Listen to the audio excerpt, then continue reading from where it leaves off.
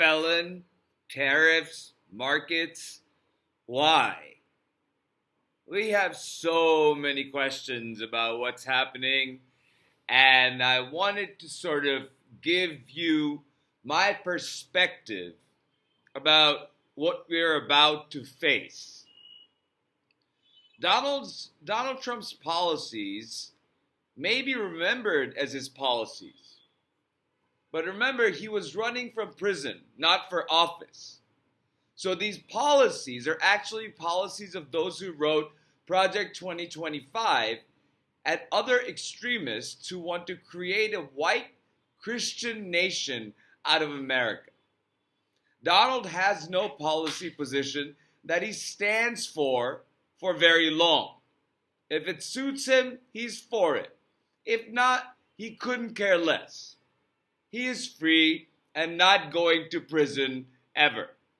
At least that's what he thinks, because that's why he's musing about a third term. That's all he wanted, to stay out of prison. But the nature of greed is that you can never have enough.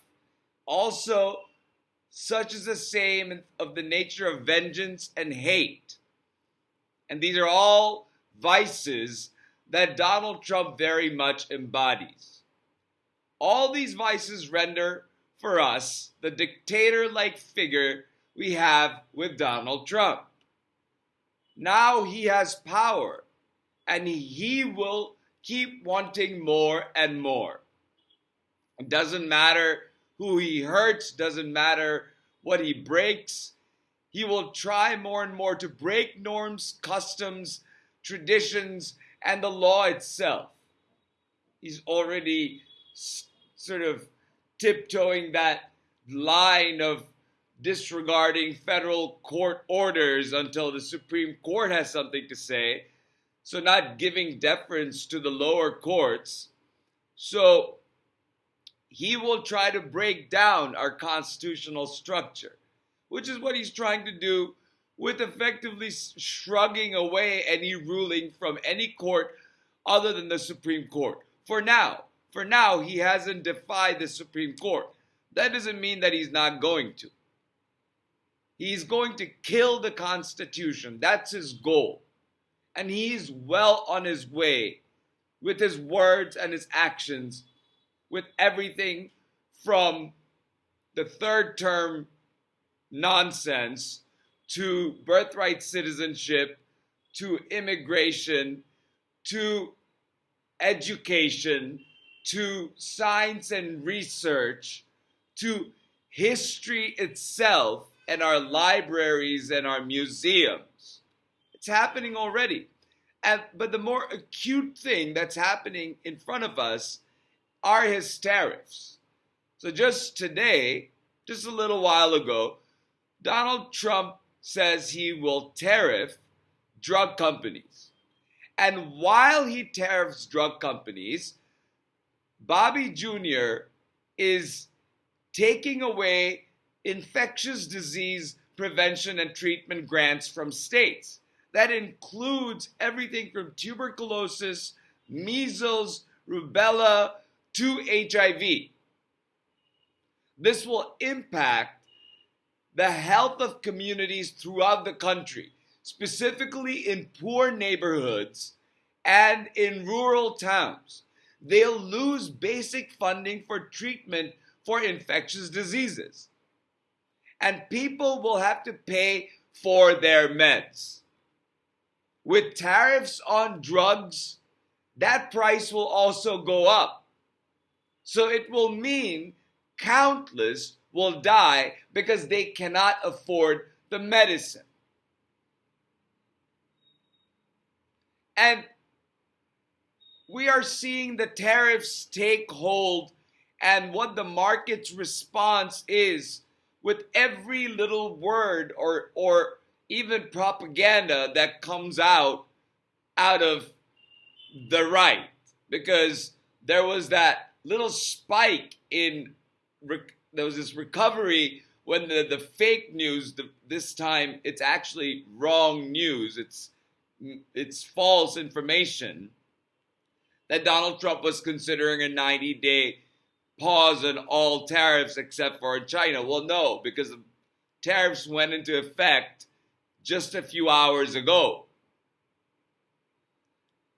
Global markets sank again 2 days ago. So these gimmicks are not helping the market. It's backfiring. But Donald uses these gimmicks to keep the market going up and down, to effuse the actual economic turmoil and instability that it will cause. Markets briefly recovered and then again went back down. Impact will be felt in every economy of the world. So we're going to have to see how the Asian markets do now that the tariffs have been implemented the first day of it. And right before coming on to talk to y'all, I came across a post from Midas Touch which said this: "We have never had to doom scroll past midnight for posts about skyrocketing treasury yields, a collapsing bond market, and plunging stock futures when Joe Biden was president." A lot of very important information in a very small post.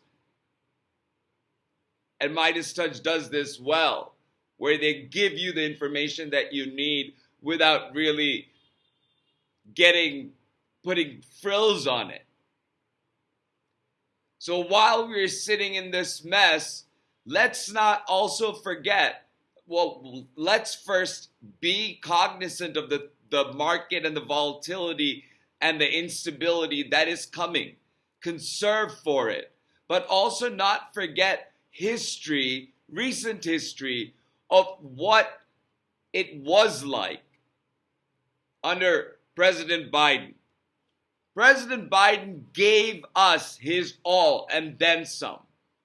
He served in the Senate for decades. He served as vice president to the first black president, and then despite going through the trauma of having lost his son, he stood up after January 6, 2021 and said no. He stood up after Charlottesville and said no, we're not going to let this happen. But it continued, as we saw.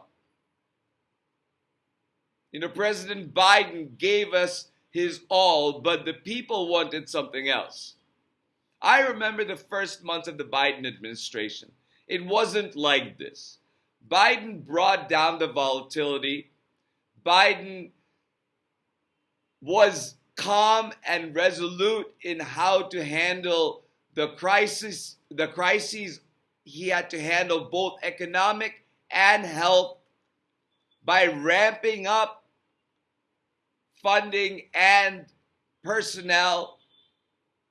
He brought stability and used every level of power to ease the burdens Americans had after the pandemic.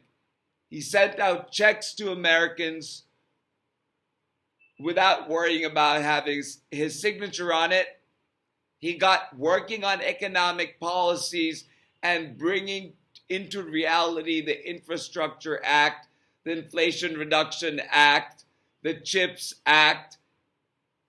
And these are infrastructural projects that Donald Trump has now paused. Mind you, pausing these projects is not, it's unconstitutional because Congress passed these laws and President Biden signed them into law. It is incumbent upon President Trump now to take care that the laws be faithfully executed. But that's not what he's doing. He's taking care that the laws are unfaithfully violated. So now we're stuck in a place where Americans are, where it's their ego, his shadow, and the rest of us. Donald Trump's allies cannot get themselves to disagree with Donald out of fear. but also out of concern for their egos. They have to accept that they were wrong before they can disagree with Donald. So getting to that point of accepting that they were wrong takes a lot of courage, let alone going to Donald Trump and disagreeing with him. That takes another hill of courage. So when you are in a place and at a point where you realize that you're in this cult and it's going down and you want to get out, and it is an uphill battle for these people to accept that Donald Trump is now betraying them. And we are in this mess. And I worry about how our future generations will remember us. What have we done? And a part of me that comes out and speaks to you about these issues and reports on what's happening is because I want to be able, if I'm still around, tell future generations that, I wasn't quiet about it. And that's why I implore people to engage, to talk, to comment, to share, because I want to engage and let more and more and more people know what this American thinks is happening to the country that I love. So, with that said, thank you for listening. Please stay safe. Remember to like this channel and like this video and subscribe to this channel.